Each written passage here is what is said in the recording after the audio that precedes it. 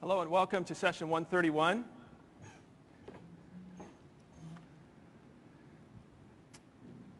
My job as Carbon Technology Manager is to help you bring your application to Mac OS X.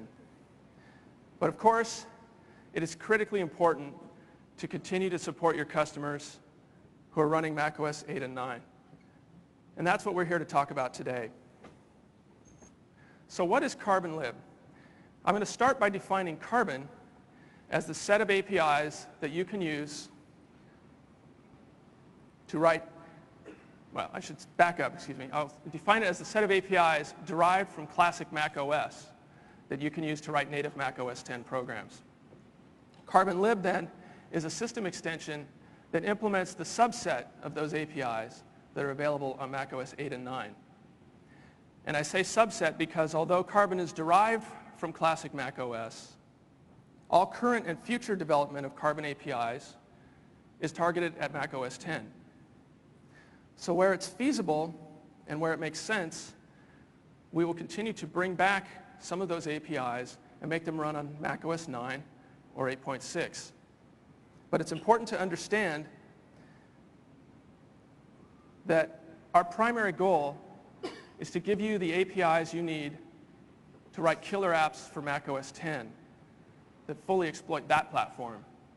So it's not always possible for us to go back and re-engineer Mac OS X style APIs on top of Mac OS 8 or 9. So why did we do CarbonLib then? Simply to allow you to develop for Mac OS X while continuing to support your customers who are going to wait a little bit longer to upgrade. The greatest thing about Carbon is that it provides a single source solution. The same code can be compiled and run on Mac OS 8, 9, or 10.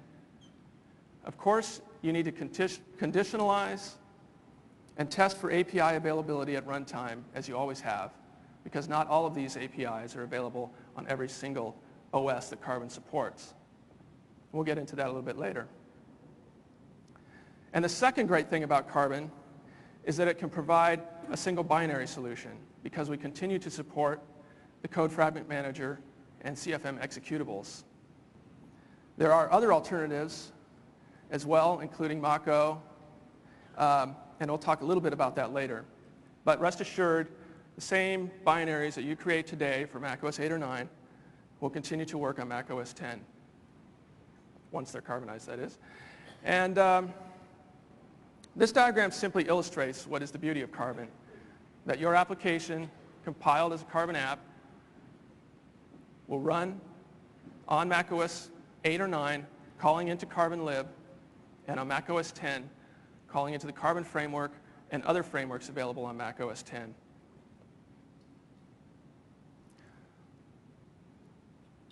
There are two versions of CarbonLib currently available for download from Apple's SDK webpage, CarbonLib 104 and CarbonLib 131.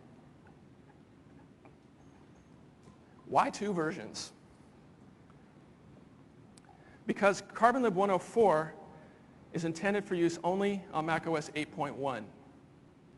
It provides the basic set of Carbon APIs that you can use to run on Mac OS 8.1 through Mac OS X. These correspond to the APIs you'll find in the Universal Interfaces version 3.3.2. And with this set of APIs, you can create a good Carbon app that will run on all these platforms.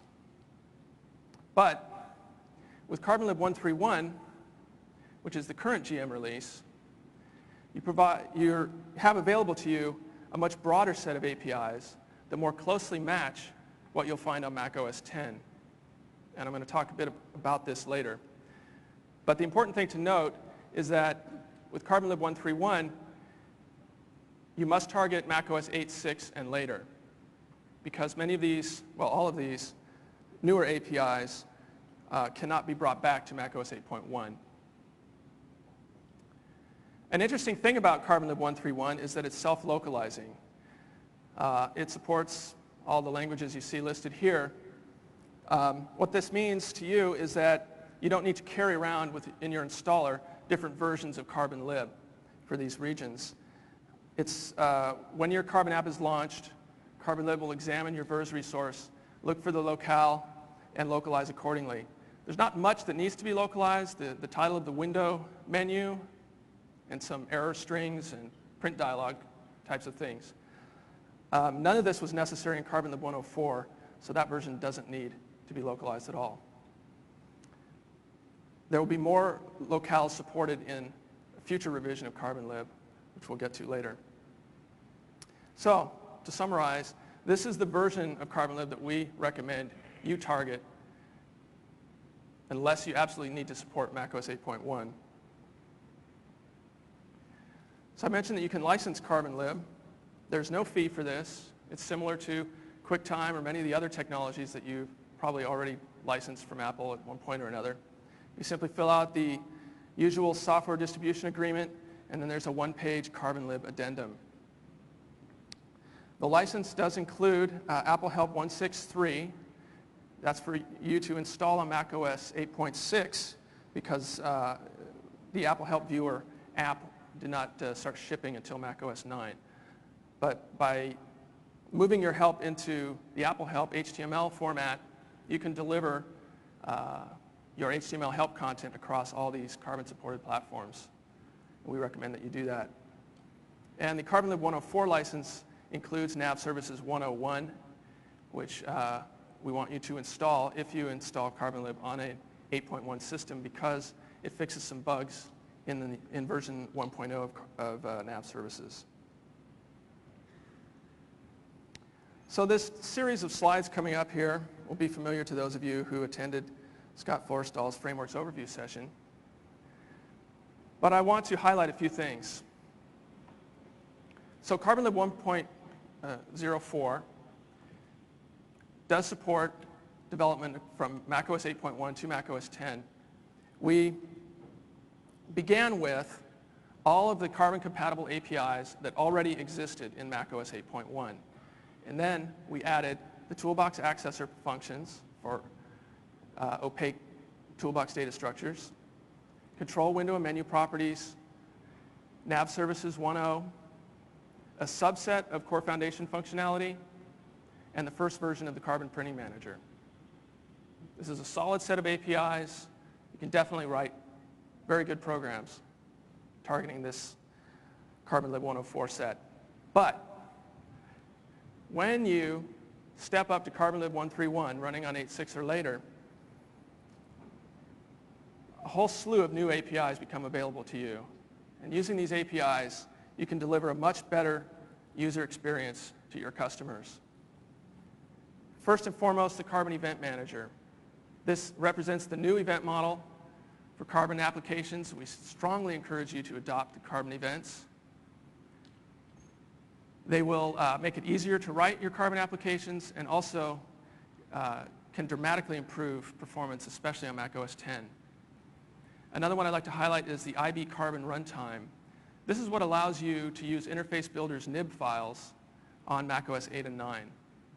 Interface Builder is as you've probably seen in previous demos here at the show, a much easier way to design your user interface. And now, with the IB Carbon runtime, you can use those nib files in your CarbonLib applications.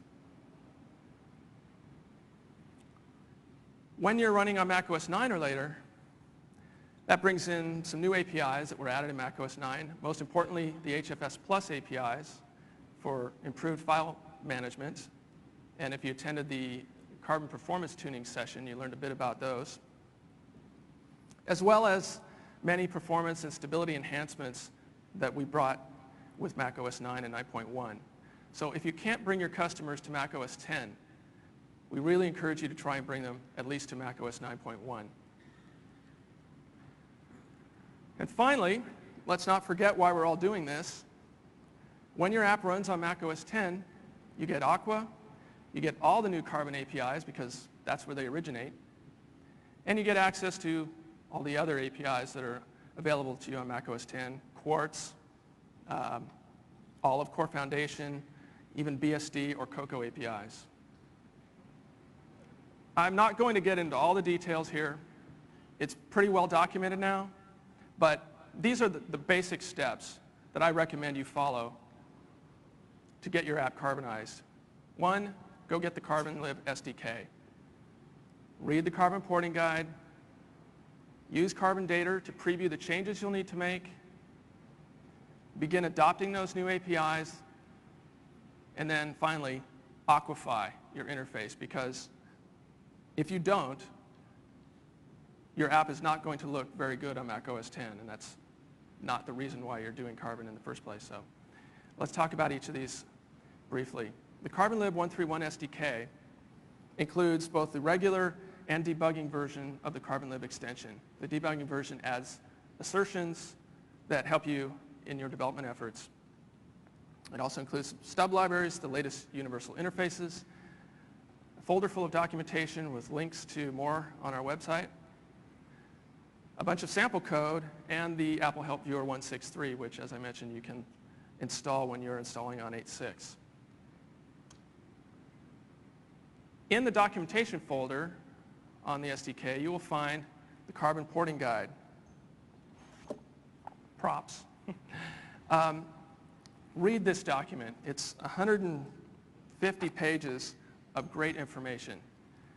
It's got step-by-step porting instructions, lots of great advice, and a complete example of porting an application, including before and after sample code.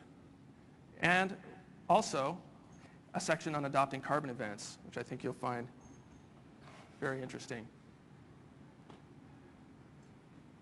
Next, you should run Carbon Data on your app. This is, the instructions for this are in the Carbon Porting Guide, but it's very simple. You download this tool from our website, drag your application on top of it.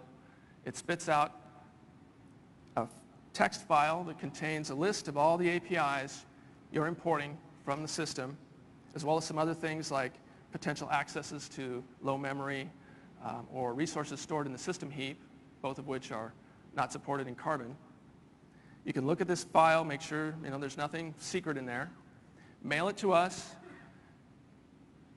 We have a server, receives that mail, compares that list against our Carbon database, and in about an hour sends you back a formatted HTML report that looks something like this.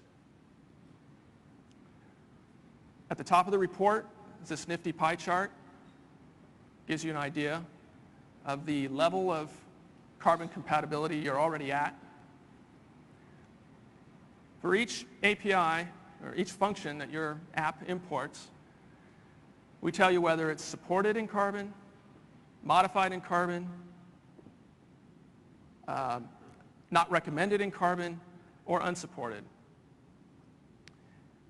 Then the remainder of the report goes on to list specifically for every API that is not fully supported, then what that API is, its level of support, and recommendations for alternatives, alternative APIs or other methods of achieving similar functionality in Carbon, if possible. So use this report to get a general idea of what you need to do. And I would encourage you, during your carbonization process, every once in a while, take your latest binary, drop it on Carbon Data, and get a new report and see how far you've come. It's a great way to gauge your progress. So then you have to get to work, right? Changing all kinds of stuff in your code. Much of that is fairly tedious and very simple. Adopting accessors for opaque toolbox data structures, changing your UPPs. We don't support the generic new routine descriptor, for example. You have to use specific ones like new control descriptor, I believe. New control action UPP might be one example. All of that is really straightforward and pretty simple, search and replace kind of stuff. There are some APIs that virtually all of you will need to adopt. If you're currently using standard file, now is the time to stop.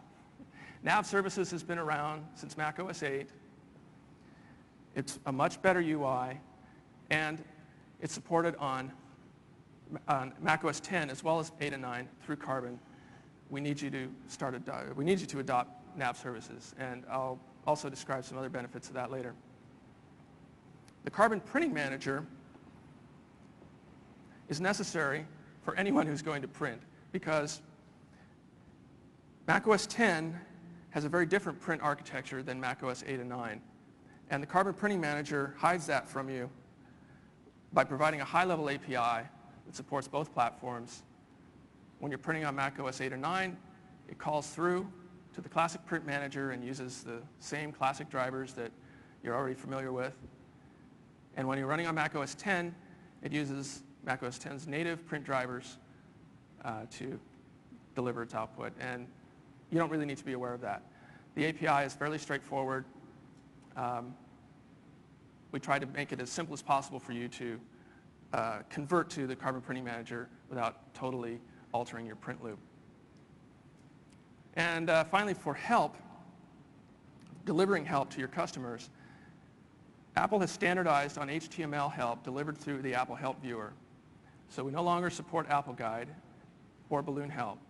So we encourage you to adopt the Apple Help Viewer APIs. And if you do things like tooltips and whatnot, then you should use help tags. And then the last step, you've got your app up and running now. You want to make it look good on macOS 10. The first thing I would advise you to do is to create a new high-quality 128 by 128-bit icon. Your icon is the first thing a user sees. It is their introduction to your application. And a beautiful, well-designed, informative icon tells the user that you care and that you want to deliver the best possible application. Next, you'll need to adopt the system appearance, or at least we highly recommend that you adopt system appearance through things like the Appearance Manager and other APIs that we've made available to you to automatically to automatically appear with an Aqua interface on macOS 10 or with the Platinum interface on macOS 8 or 9. And also you need to follow the Aqua layout guidelines. Both of these steps are much easier if you use Interface Builder to design your interface and then use the nib files resulting from that to display this interface on macOS 8 or 9 or macOS 10. And finally, we recommend that you adopt the Sheets APIs. We've made these very easy for you now because Nav Services and the Carbon Printing Manager both support Sheets. So what this means is a single set of Sheets APIs will do the right thing on macOS 8, 9, and macOS 10. So when your app is running on 8 or 9, you'll continue to get application modal dialogues, and when you're running on 10, you'll get document modal sheets. Documentation.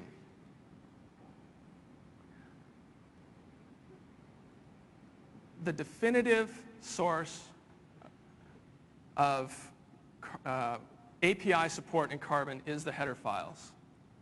So always look there first. You want to know, is this particular API supported in Carbon? For every function, it will state right in the headers what level of Carbon support is available. After that, the Carbon spec.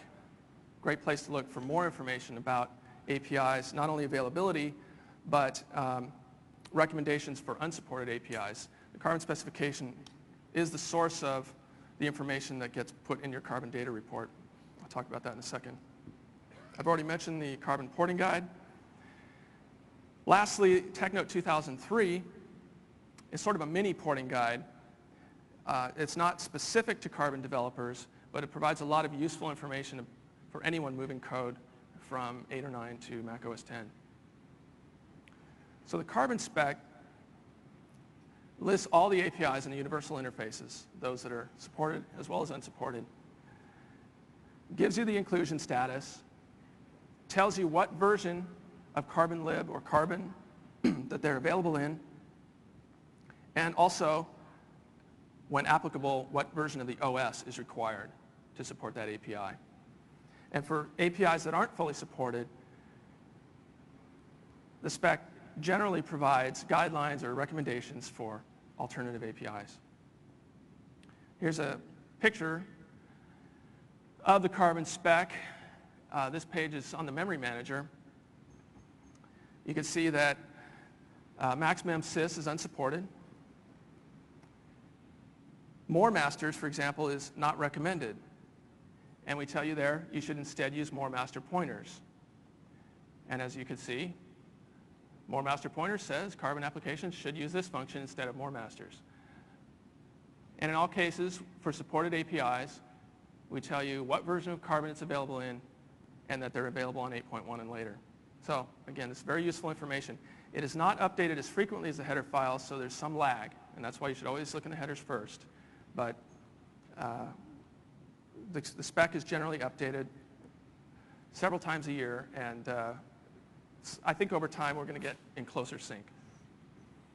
For additional documentation, I highly recommend the Learning Carbon book from O'Reilly. I hope you all picked it up. How many of you got the Learning Cocoa book? Okay, leave the room.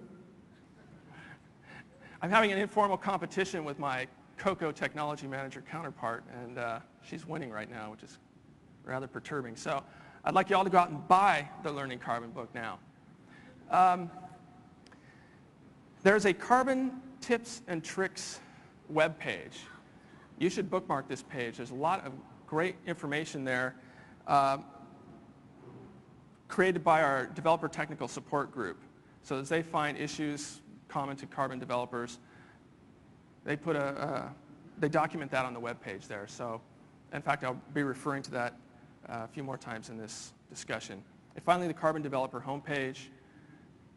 That always contains pointers to the latest SDKs, what's new with Carbon development, things of that nature, and I recommend that you bookmark that one and check back frequently. Okay, so that's it for the getting started part. Let's dig in. Let's talk about some of the things that you're likely to encounter now as you begin your development efforts. So the first thing you need to do as you Carbonize your app, or when you're ready to run as a Carbon app, is create a plist resource. This tells macOS 10 that you are a Carbon application. It is nothing more than the property list, the XML property list that you would create for a bundled macOS 10 application. That same information simply pasted into a resource in your CFM single binary application. You still need to maintain your VERS, Open, FREF, and all these other resources for compatibility with macOS 8 or 9. But when you're running as a Carbon app on macOS 10, the plist resource supersedes and overrules the information in your resources. And this is documented in TechNote 2013. By the way, many people ask me about the carb0 resource, which was the first way that we recommended people identify their Carbon application. We still recommend that you include a carb0 resource. However, you must include a plist resource as well.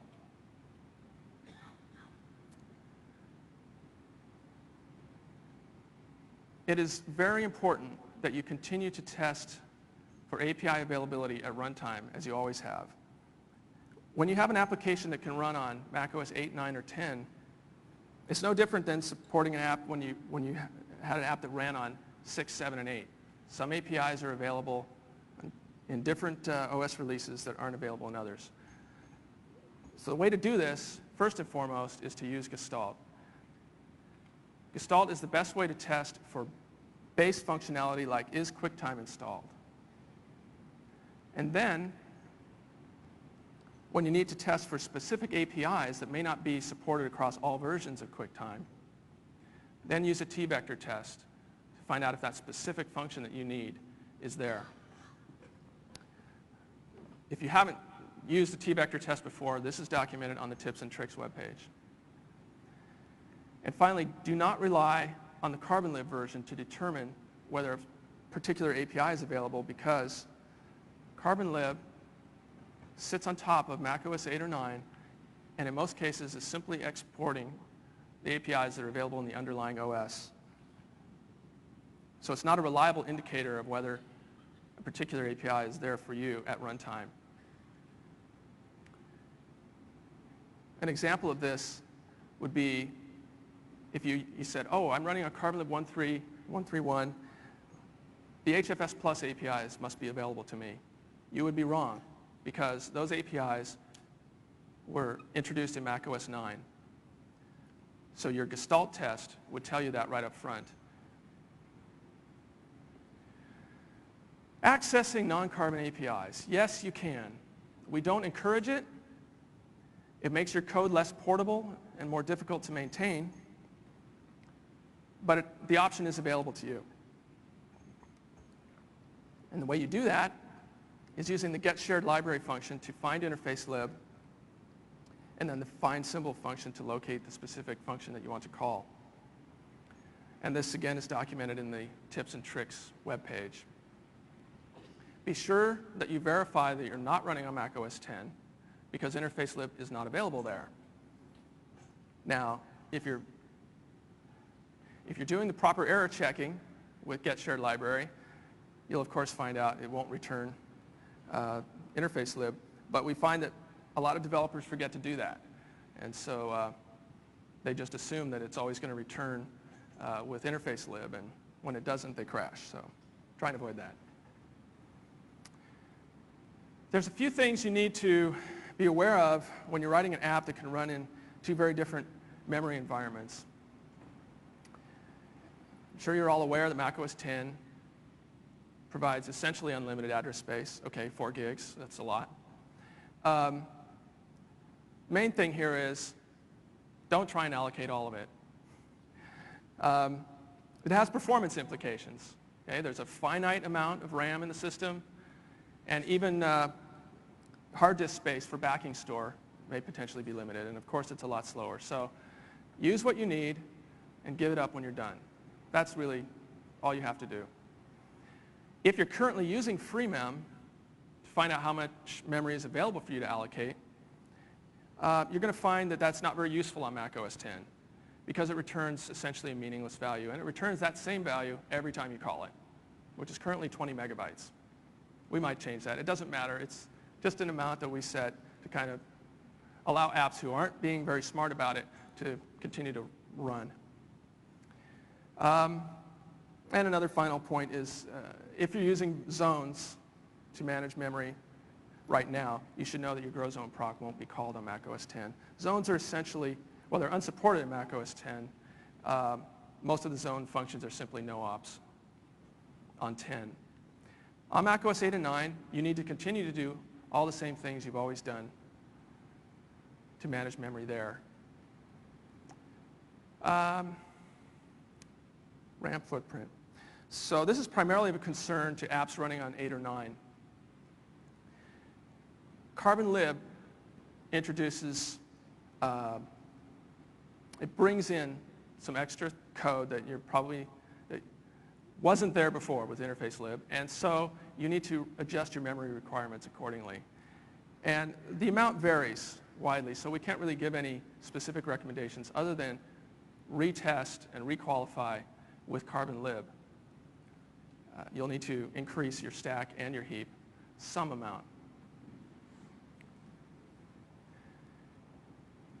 If you do plugins, or if you either write plugins or use plugins in your app, you should know that Carbon apps can load interface lib-based plugins, no problem. That's on macOS 8 or 9.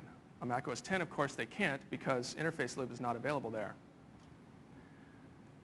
Non-Carbon apps cannot load Carbon plugins. CarbonLib explicitly checks at launch time that the host app is Carbon, and if an interface lib-based plugin tries to load, it will be refused.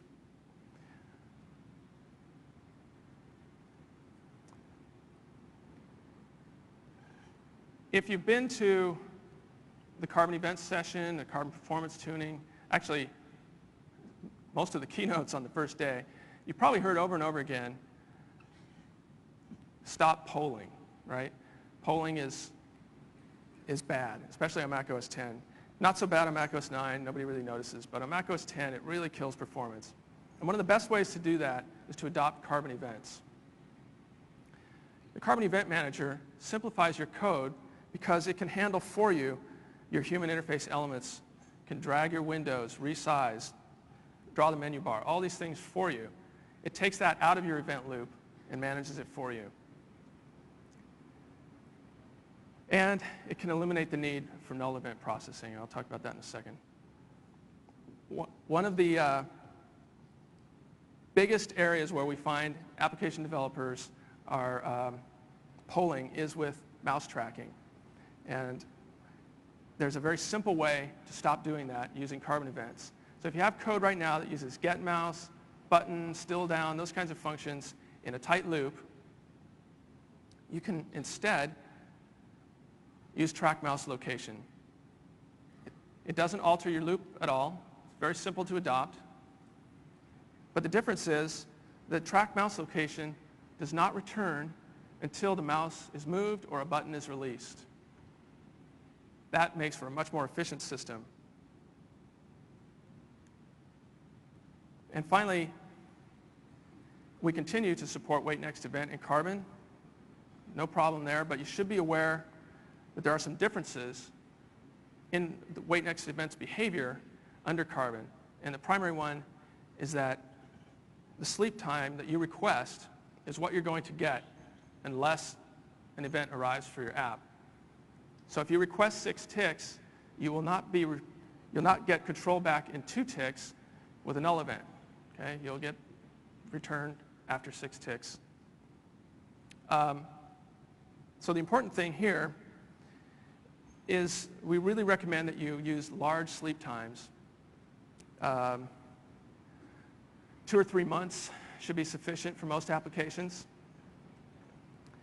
And then use Carbon timers to get processing time when you need it.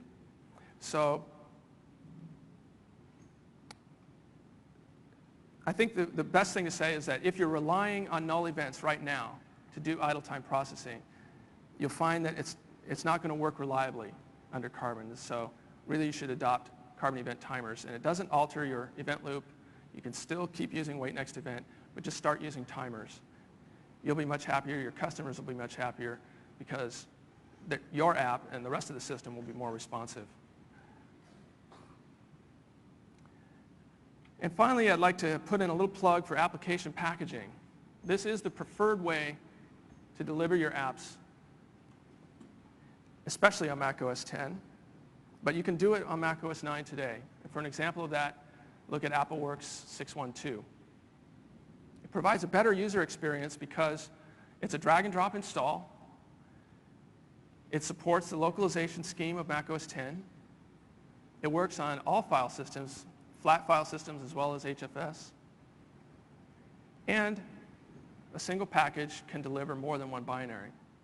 So you can deliver a CFM executable for Mac OS 8 and 9 and a Mach-O executable for Mac OS 10.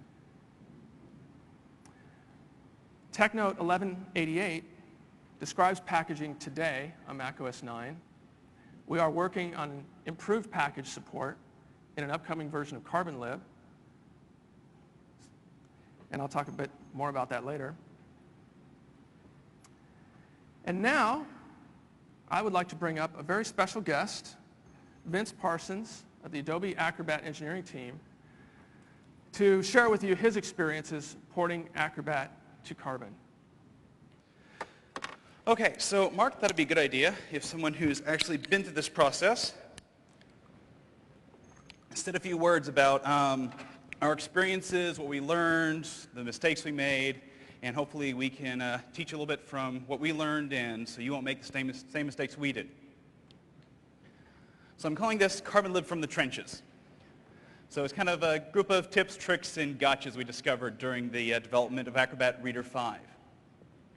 So first, why did we use CarbonLib? We've got a large legacy code base, and we wanted to move that toward 10, but we didn't want to sacrifice our 9 and 8 development.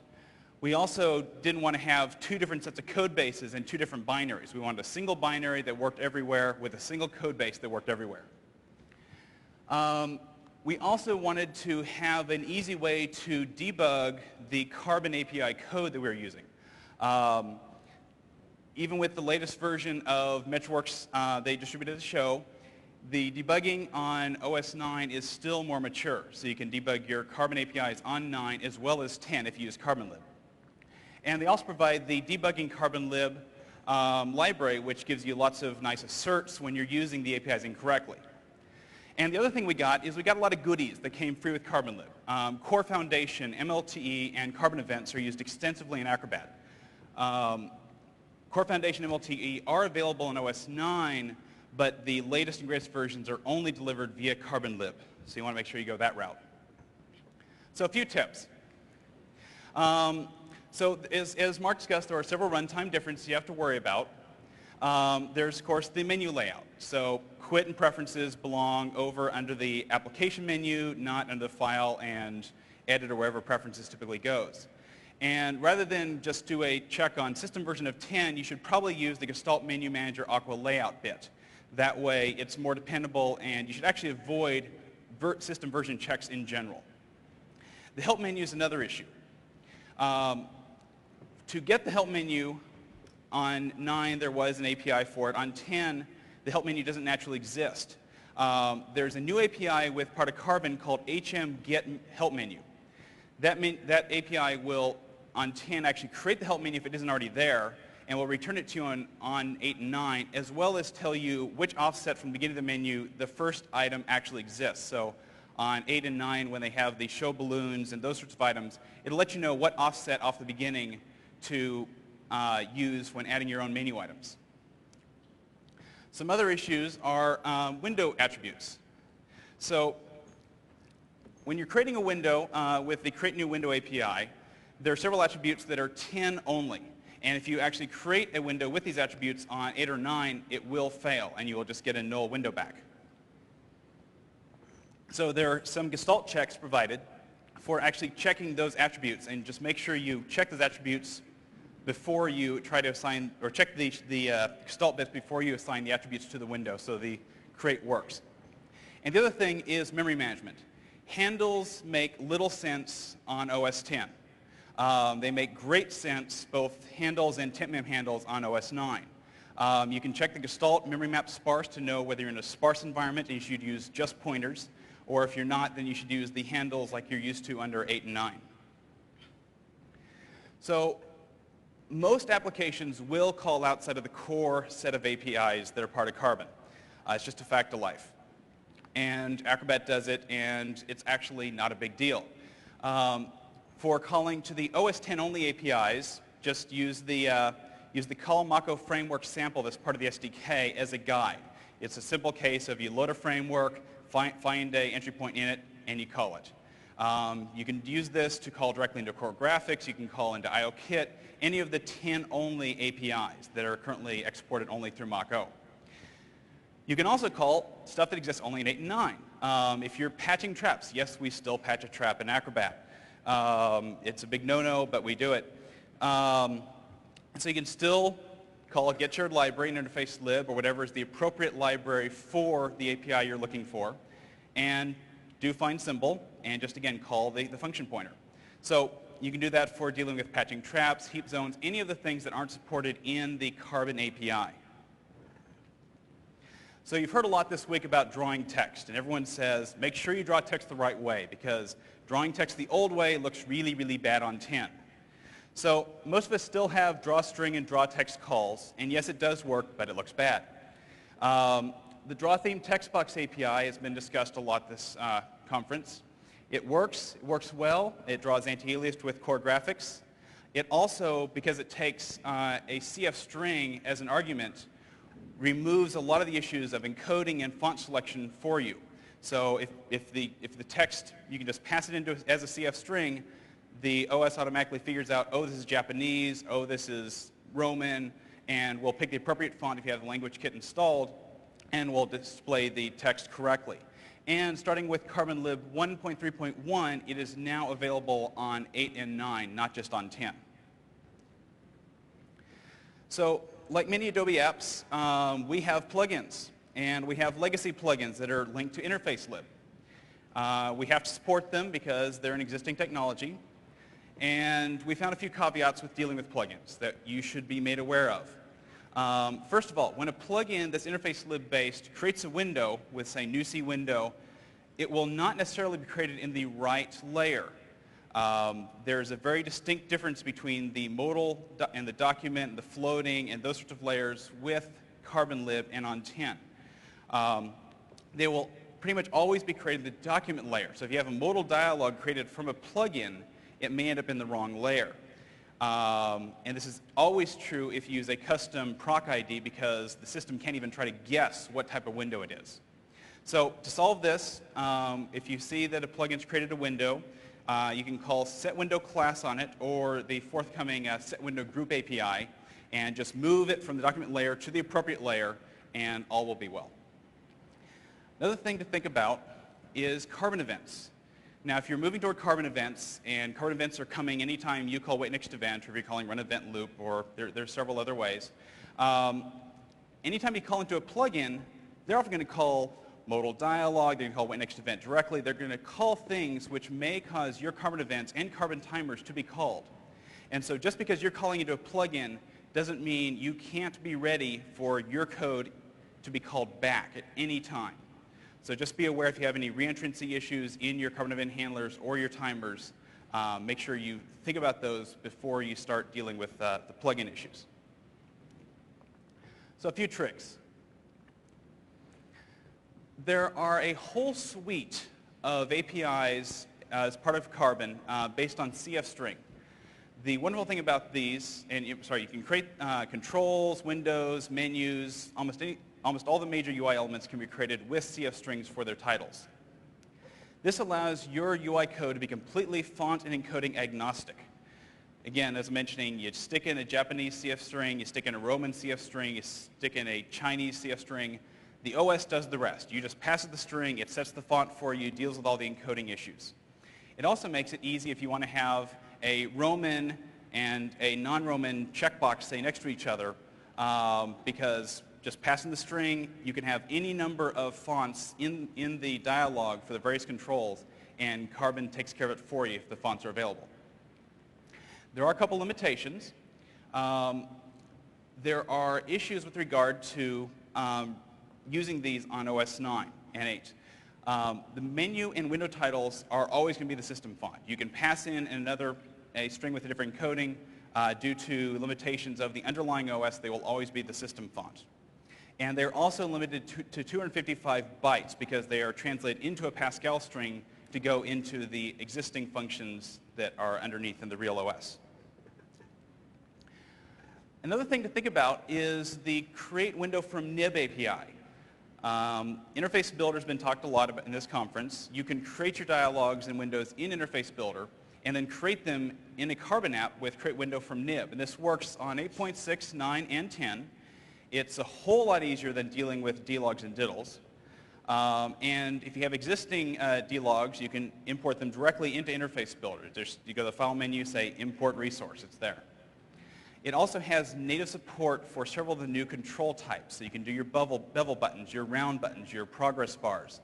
All the types that previously with a dlog diddle you had to create control resources, and it was rather difficult. Couple of issues with regard to nib files is they have to be external. You cannot embed a nib file into your application as a resource. And this, again, goes toward the packaging issue.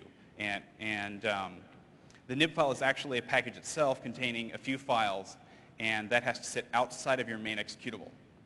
If you want to actually use create window from nib, see the converter nib sample on the Carbon SDK, and it gives a good description of how to load the nib file and then create the window from it.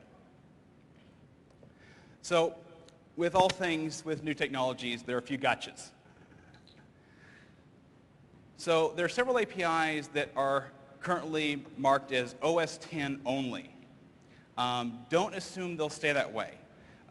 Several APIs have migrated from being tenderly APIs into CarbonLib over time. I mean, a couple examples, get application text encoding added in 1.2, draw theme text box added in 1.3.1. There's going to be more in the future. Don't make assumption that if draw theme text box exists, that you're on 10, or any particular API. If you're checking on its existence, assume that means the API exists, not what OS you're running. And as Mark said, avoid the checking the Carbon version from Gestalt. While it's useful in some minor areas, in most cases it's a problem. This is because if you ask OS 10, it says 1.3, and you ask OS 9, it says 1.3. They don't mean the same thing because the versions of CarbonLib and OS 10 have not matched up as nicely as they had hoped. It's always good to use narrower Gestalt checks if you can. Check for unresolved functions with a T-vector test. And if you do need to check for a CarbonLib version, say to do a workaround for a bug or some other issue like that, combine it with a system check so that you know you're running on Mac OS 9 and this is the CarbonLib version. And the only time we call this API is at launch, see, because we require CarbonLib 1.2.5 and later, and that's the only time we check for this API. It gives us a good baseline to work from. So resource chain management. So the Carbon APIs added a few new APIs for us to modify the resource chain. Previously, we had, if you wanted to modify it, you could either open and close, or you could modify the chain directly if you knew the structure. Right now, there are new APIs for inserting a resource file, detaching a resource file. There's several other APIs dealing with this. Use these wisely, especially under CarbonLib. As a developer who uses plugins, it's very tempting to, every time you call into a plugin, set up the resource chain, put everything in you need it, call the plugin, and then as soon as the plugin returns, you pull everything out of the resource chain so you have no resource collisions. This doesn't work as well as we'd hoped. First, there's an issue with regard to, it's not the most efficient thing to do. It's far more efficient to set up your resource chain in the right order at the beginning and then do your get resources, and the collisions won't happen if the things are aligned all the way you want them to be. Also, there's a bug in nav services in macOS 8.6 through 9.1 that will cause your resource chain to be corrupted in certain scenarios. So if you actually modify the resource chain from a Carbon event handler or timer that's called during a nav call, because nav will call wait next event while its dialogues are up, it will actually corrupt the resource chain when you return from nav. So if you do modify the resource chain from a Carbon event timer or handler, make sure you don't do it during a nav call. So there are a few things that OS 10 does for you just behind the scenes that CarbonLib doesn't, and you got to make sure you do them yourself. A couple examples. Create root control. If you want to use the new control embedding architecture built into Carbon, you have to create root control on OS 8 and 9. On 10 it's automatic. On 8 and 9 you have to call it explicitly or have a DLGX resource next to your DLog. Also idle controls. On 10 again, they do that for you to animate their buttons, to animate their progress bars, chasing arrows, etc. On OS 8 and 9, if you don't call idle controls yourself, they won't animate. So if you want the chasing arrows, the progress bar to animate correctly, stick a call to idle controls in a Carbon timer, and that'll take care of it. So printing. Printing is an interesting issue for Acrobat because we do a lot of it.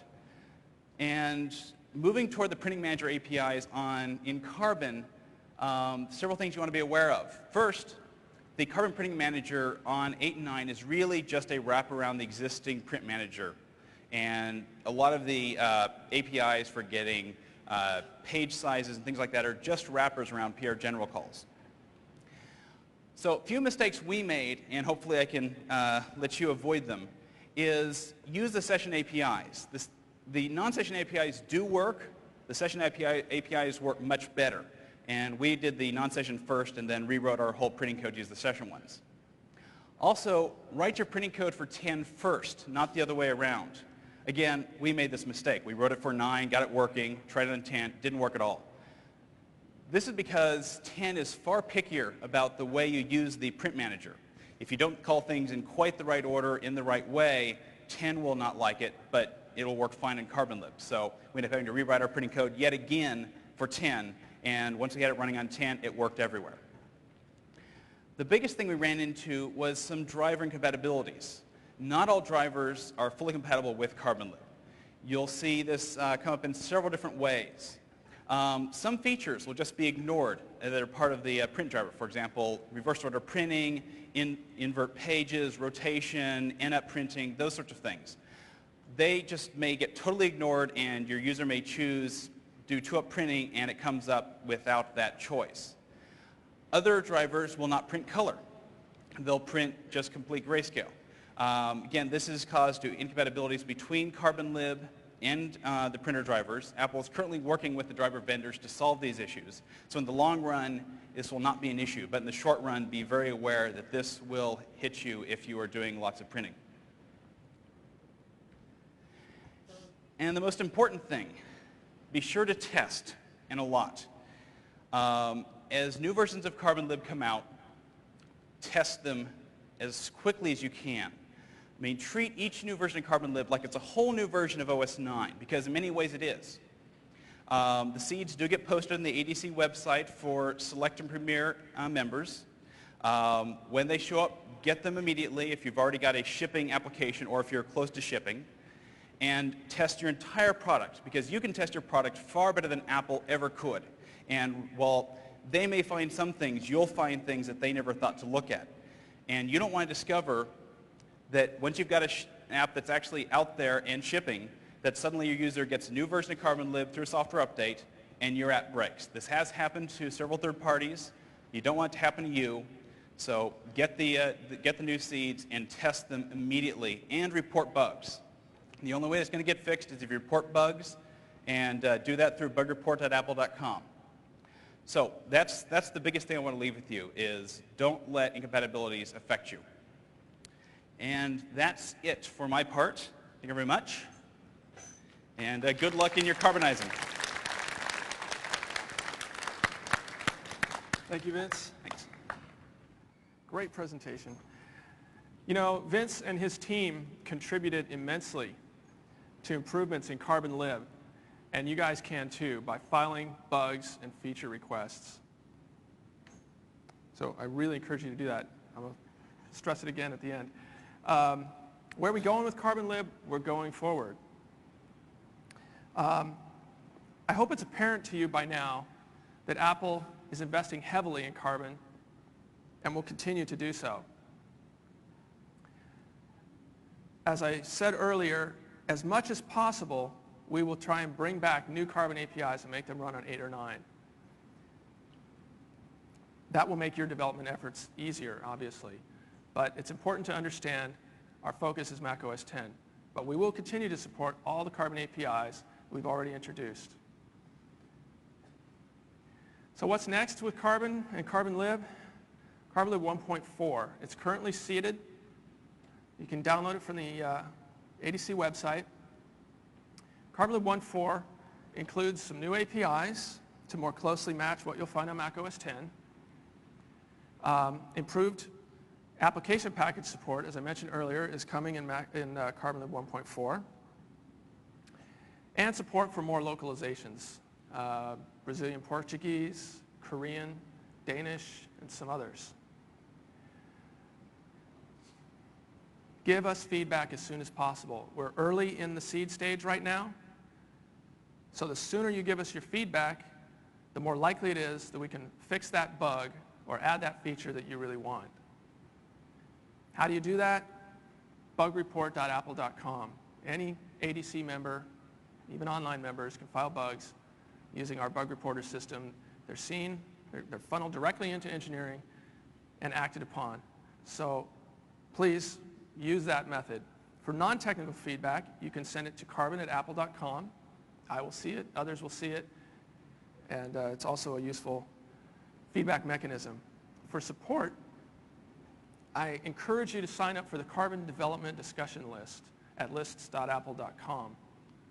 This is a great place to get your questions answered as well as share your knowledge with other developers. It's monitored by thousands of developers and a whole bunch of Apple engineers as well. If you need one-on-one support, that's available through our developer technical support group. You email dts@apple.com. This is fee-based support. Those of you who are selected Premier members receive a certain amount of tech support incidents with your membership, but anybody can purchase those. Which brings us to the roadmap. Well, most of these sessions have gone by already, but I encourage you to watch on ADC TV or on the DVDs when they come out. The session on the Carbon Event Manager. Remember, improve performance, stop polling, make your code easier. Carbon windows and menus, more of the same. And the application packaging and document binding, where you'll learn about packages and also how to use launch services to bind your document types to your applications on Mac OS X. If you have feedback that you'd like to give to the high-level toolbox team, the feedback forum is today at 3:30, so right after this session in room C. This is me again. I am the Carbon Technology Manager, so I'm the guy you should send your issues and concerns to.